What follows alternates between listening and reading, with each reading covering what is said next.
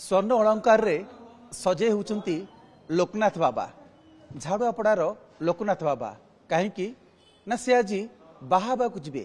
बर बेसरे जीवे देवी पार्वती घर को तो से सजे होउचंती सुना रूपा आभूषण रे आउ वस्त्र रे बजा गजा बरजात्री धरी से विलंबित राति बाहर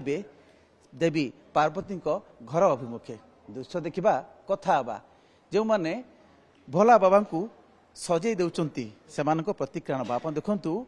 वर्तमान जो चित्र देखुचंती ये होची संपूर्ण स्वर्ण अलंकार रे विभूषित होतबार दृश्य स्वर्ण अलंकार रे विभूषित होउचंती लोकनाथ बाबा एवं जो मान रहिचंती कमिटीर सदस्य माने तांको सेवक भी कहि परिबा भक्त कहि परिबा श्रद्धालु कहि परिबा समस्त वर्ष वर्ष धरी ए काम करूचंती एवं ये होची प्राक प्रस्तुति अर्थात जीवाई विमान रे आसीन हवा पूर्वरु ये भितरे स्वर्ण अलंकार रे तांको सजै दिया जाउची आज्ञा आपण माने काम रे लागिचंती आपण को कोन सदस्य कहबी श्रद्धालु कहबी ना भक्त कहबी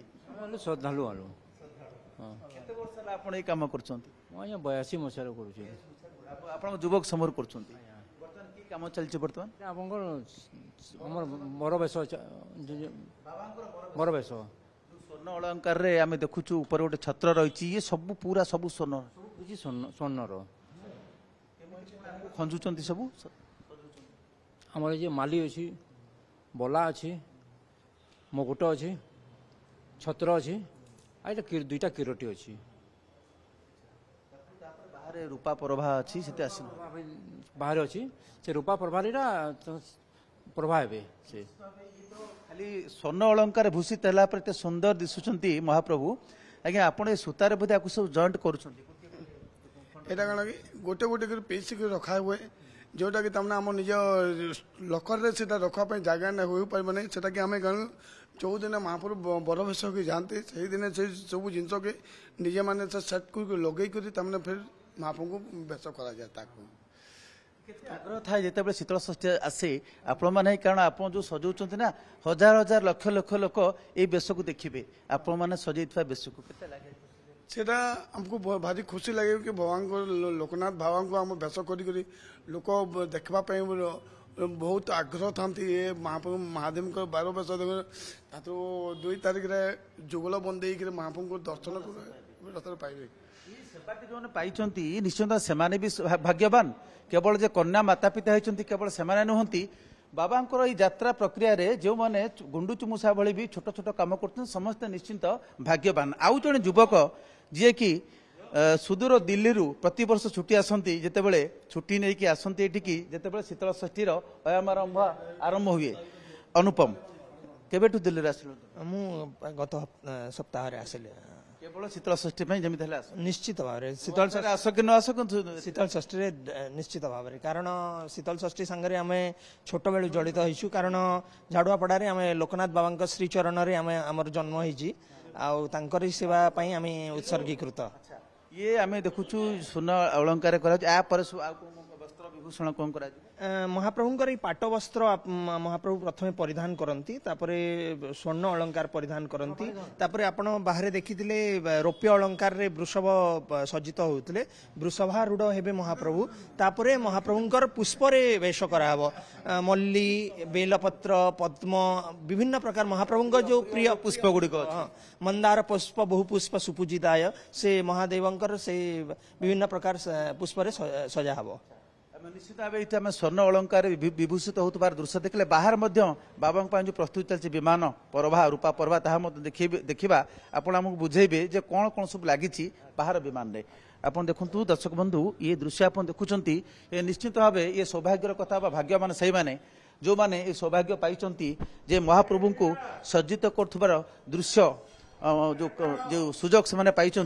अच्छा आम जो रूपा जो कम आम देखुचु ये कौन कौन सब चली कहतु देखु यही रौप्य अलंकार गुड़ाक जहाँ जहाँ महाप्रभुंकर पाखापाखि शताब्दी शताब्दी धरिकी ओजन अच्छी प्राय 2.5 क्विंटल रु अधिक हम माने क्विंटल आम कहू हजार हजार भरी रूपा आउ शह शह भरी सुनारे महाप्रभु सज्जित हुआ ଆଚ୍ଛା ये जो आम देखु सर्प को तुम जानी पार्छ सर्प अछंती आज्ञा एटा विभिन्न प्रकार किरटी आमे एटा कहा जाए स्थानीय भाषा रे पद्म किरटी बेलपत्री किरटी आंब पत्र ऊपर जोटा रहिछि हाँ बेलपत्री किरटी नाग किरटी आंब कसी किरटी तापरे नाग किरटी पद्म किरटी आउ कस्ताल आउ विभिन्न प्रकार अलंकार मयूर कि आउ ऊपर रहिछन्ती मयूर मझिरे जो अलंकार जो दिसछि सेटा शिवंकर प्रिय अलंकार कीर्तिमुख शिवंकर गुटे जणे जो पार्षद रहिछन्ती कीर्तिमुख तांको नाम रे ई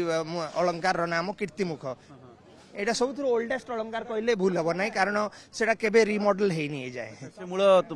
डिजाइन टी हां हां हां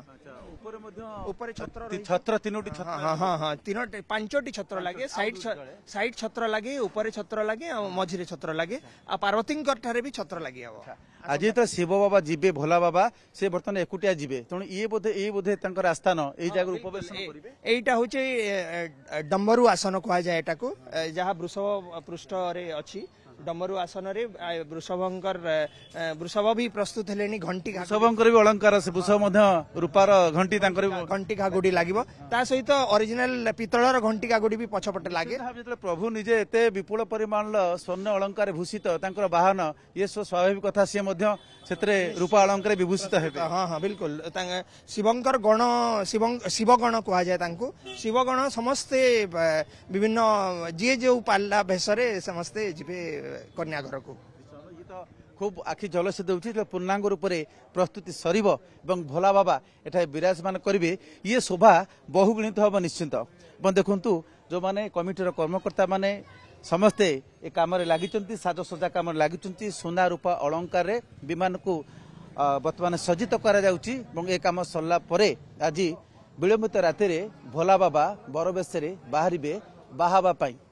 कैमरा पर्सन संजय कुमार जेना।